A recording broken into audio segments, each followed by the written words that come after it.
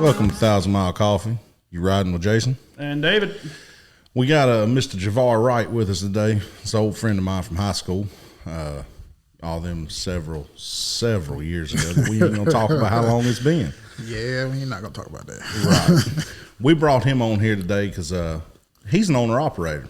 He's a, I don't know if I want to say a smart one or a crazy one. Or should we go quotation marks successful? Yeah. How should we word that? Experienced. That works. There you go, experience. We want to talk about pros and cons of, I'm a company guy, he's a company guy. I know he wanted to do, or wants, I don't know if you still do. Still kind of back and forth on whether I want to do owner Right, operator. wants to do owner operator, and he is an owner operator. So we can, this way, if you want to try to see whether you want to be a company man or if you want to buy your own truck, you can hear his experiences and make your own decision. Everybody's experience is going to be different. Absolutely.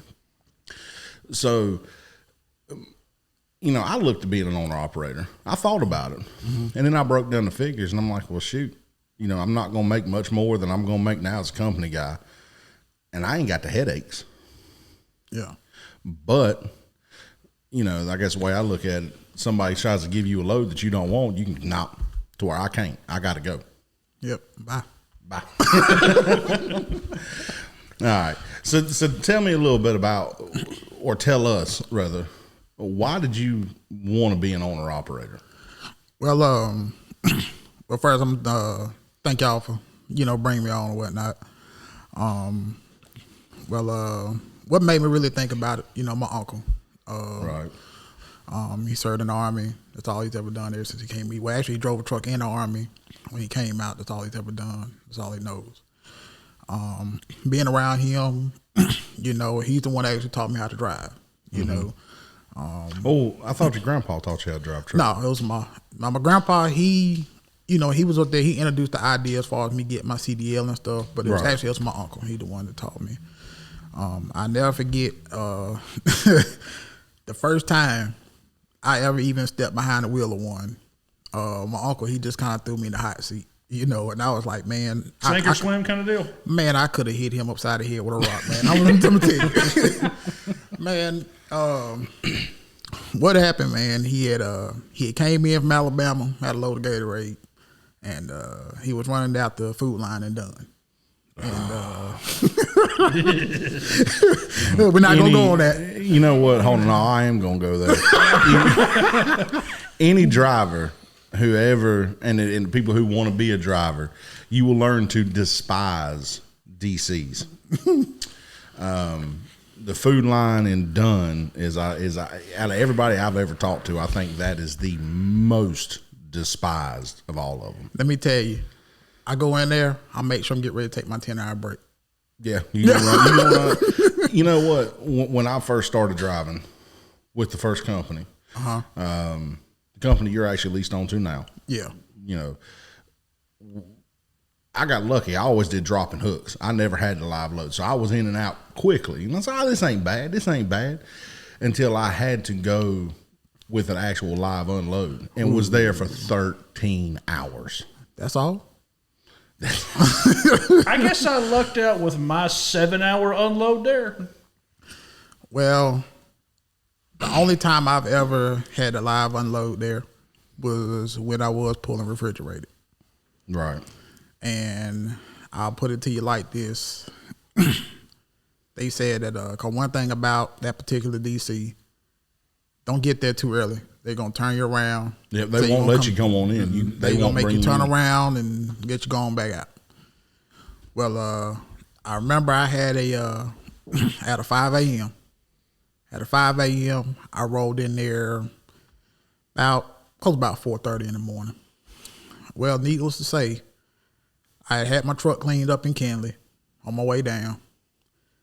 And let's just say I had took a nap, polished out my wheels on my truck, had that thing clean from top to bottom, and took another nap.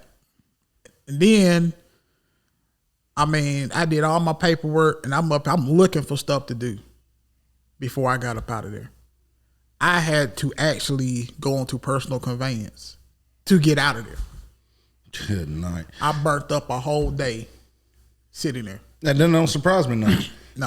That don't surprise me none at all. And I think that, and that's one of the reasons that the anybody who's ever been there, right there across the interstate, across 95, that it's got pilot fuel, but it's not a pilot. What is it, a kangaroo or something? Man, that thing stays. It is, but it stays packed all the time, man. Yeah. And the thing is, I mean, you know, like I said, if I'm pulling, you know, refrigerated, you know, you start rolling in there, which, I mean, a van trailer is a van trailer, but on some of these places, you know, it's a big difference from that drive-in world to the refrigerated. Right, and a lot of that refrigerated stuff takes priority. Yeah. Because once they crack the doors on the trailer, the temperature starts to change. Well, I know with some places, they tell you do not shut your unit off.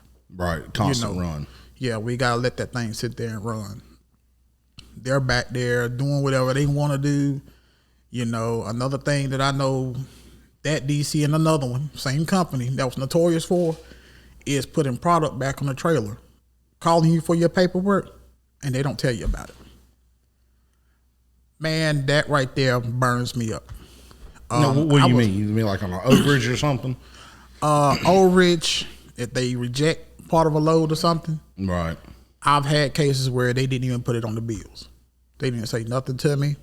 Only way I found out is when I pulled away from that dock, went to go shut them doors, and I see pallets of product. Well, the good thing is if they don't put it on the bills, that they're not writing it down as an overage or shortage. You just back up to a dumpster, throw the shit off, and keep going. Well, yeah, but then I don't want that. You run the risk of, well, they may not put it on my bills, but they may have put it somewhere else. That's and then, fair. You know, it goes back to the company and they're like, oh, well, why didn't you report this? Things like that. So it's kind of like, you know, you pretty much know what CYA. Right. You know? That's a fair assessment. You always want to CYA. So, I mean, in that case, with me, especially with things going on, I never like to throw away food. I just don't. Unless it's something like just completely horrible that I need to throw out, by all means possible, I do not like throwing it out. Usually, whatever area I was in, I would try to find a food bank that I could get my truck into. I would let them know, hey, here's where I just left from. Here's what I have. You know, I've got to dispose of it, and it really could be used. I know there's some families out here, you know, during hard times, stuff like that. Everybody needs to eat. Right. You know, so I was like, hey, I got this. I'll be willing to bring it to you. And I've never been turned down. The only way I've been, well, let me rephrase, I haven't been turned down as far as the product. The only way they were not able to accept it is if I could not get my truck in there. Right, if you just couldn't get in there. I just couldn't get it in there. But a lot of times they were open to it. You know, they appreciate the donations and things like that. And, you know, I know some guys, you know, I've seen them, hey, you know, oh, I'm about to go sell this or I'm going to get on the radio. Look, man, I'm not about to do all that. Right, give it to people who actually need it. I'm going to give it to people that actually need it. And I'm going to go ahead and keep them 18 wheels moving. You know what I'm saying? All right, we kind of got off topic there. No problem. All right, so your uncle's actually what made you want to be an owner-operator. Yeah. And he took you to that in the hot seat going to the DC that shall not be named. Yeah. And I'm going to tell you what he did to me. So knowing your uncle, there ain't no telling. Man, we got there to set the trailer down. He's like, man, come on, jump out the truck with him. He said, man, he goes over there. He said, roll that landing gear down. What? Didn't give me no direction, nothing. Go roll the landing gear down. Huh? You want me to do what? Roll that landing gear down. He done popped off there, airlines, unplugged the electrical plug, and then he's standing there looking at me. Roll the landing gear down. What? All right. Man, I'm over there cranking. I got both hands on that thing. Just cranking. I'm looking like a complete fool out there just cranking. I'm like, ain't just got to be a better way. He is laughing. He's laughing. He still ain't telling me nothing, but I'm out there just cranking. I'm tearing my little arms up, cranking. So after we did that, he said, yeah, man, you see that handle under there? Yeah, pull it. What? Hold on, man. You just unhooked 3 lines from this trailer. Now you give me all the hard stuff, man. Hold on, now we need to swap. Let me unhook the simple stuff. You do this, you know. But so that was my first time rolling down landing gear. You know, pulled fifth wheel. He pulled out from underneath the trailer. Get around there to the shipping and receiving office. He pulls up, pops the brakes. Hey man, I'm running here. Take the paperwork inside. Pull the truck over there to the side for me. In the middle of the parking lot. What you just tell me? You can drive, man. You can drive that little 5-speed Honda. You can't drive this truck, man. He grabbed paperwork. He said, "Man, just move it over there for me." That little 5-speed Honda is a whole lot different than driving a damn semi. Man, look here. That's exactly what he told me. I said, "Man, no, you didn't bring my Civic into this, man. Come on." You remember my Civic? Yeah. That little Civic was fun though, man. It really was. Man, let me tell you that everybody knew me for that doggone Civic. Right. But that big ass fart cannon you had on the back of it. No, I didn't have no muffler on. Yeah, it did. No, I didn't. Not on that one. My pickup. Maybe that's what I'm thinking. Yeah, my of. pickup. The one I still got, my Mighty Max. You still got that Mighty Max? I ain't letting that truck go. She hanging in there strong, boy. All right, squirrel moment here. We need to. All right, let's get back to pull the truck up. So man, I get You over still there. got that? Man, I didn't think that thing was old as crap when you had it to begin with. Man, it's still running. Still run. I go to California. Crazy as hell. All right, sorry. Go ahead. But man, I get over there. I'm up here looking like what? You know how the trucks, you know, the eating full. They got the pattern on the darn dash and stuff. Oh, he ain't got nothing on dash. I'm like, oh, you didn't. So here I am. I'm in mash clutch and I'm up here like, hold on, I can't get this son of a gun in gear. What in the heck? Match that son of a gun to the floor, and I'm just like, oh hell. I just felt it drop in. Well, I don't know what gear I'm in. Ain't no gear pattern in this truck, nothing. We finna find out. We get ready to find out. I released the brakes on that son of a gun. I eased out on the clutch. Man, doggone. I got it right first try. Man, I right here that thing second gear. I felt it pull off. I was like, oh shoot, I'm good. So mess around, I get the truck moved around, and he comes back out. He say, I told you it wasn't hard. I said, man, don't you ever do me like that again. He just threw you to the wolves. Here you go. Yeah, he's like, man, get on out there and do it. Like David said, sink or swim, figure it out. Yeah, that's exactly what he did too. But yeah, he's the one got me in the truck, man. You know, we go to truck shows, things like that, you know. Now, did you go straight into an owner operator, or did you go work as a company man first? No, I worked company. Okay. I worked company. Actually, very first company I drove for, they were good, you know, ran Northeast mostly, whatnot. Northeast. Yeah. Right. I don't think any driver really likes going to Northeast. Man, I was going up there a whole lot.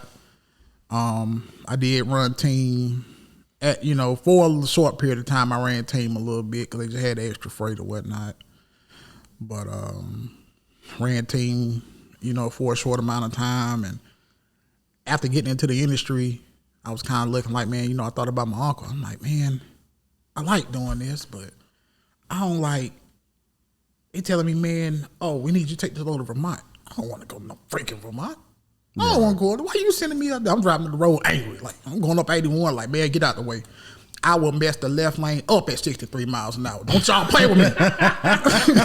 I will make everybody feel the way I feel right now. Y'all better go on. I'll put this big son of a gun over there. Y'all, I'm going to mess y'all day up too. 'Cause my day is messed up. Right. Everybody about to be late. You know? But nah, looking into it, you know, and, you know, talking to him, and then I started coming across some of his friends, you know, their owner operators and stuff, and you know, I'm looking at their trucks, man. I'm like, dang, man, these trucks nice as crap, you know. And I'm seeing them, they're like, oh, yeah, man, I'm going to get me a load and go here. Man, I ain't going over there. I ain't never going there. I'm like, dang, I don't want to go over there either. But if I tell them no, they want to ask me why. What are you doing different, you know? See, you got drawn in by the chicken lights and chrome. No, it wasn't that. It was just the fact of, hey, we need you to go to Vermont. And I can say no. And it's like, well, dang, okay. Right, ain't nothing they can do about it because it ain't their truck, it's yours. Exactly. All right, we're going to put a pause in right here. We're going to put a little pin, and we're going to pick up next time on part 2 of this, all right? All right.